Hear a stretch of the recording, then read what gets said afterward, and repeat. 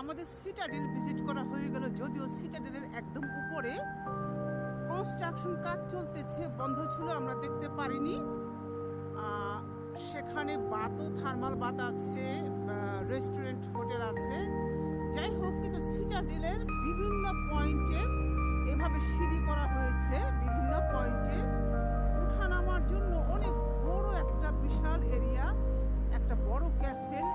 এটা যেখান দিয়ে ঘুরে ঘুরে আপনি হাঁটবেন আর নামবেন, সেখানে একটা করে ট্যারেস দেওয়া আছে। ট্যারেসে দাঁড়িয়ে বসে মানুষ পুরো শহরে, পুরো দানুব রিভারের অসম্ভব সুন্দর ভিউ দেখে মানুষ সারাদিন। বিশেষ করে সন্ধ্যায় নাকি এখানে অনেক সুন্দর ভিউ দেখা যায় বলে অনেক লোক হয়।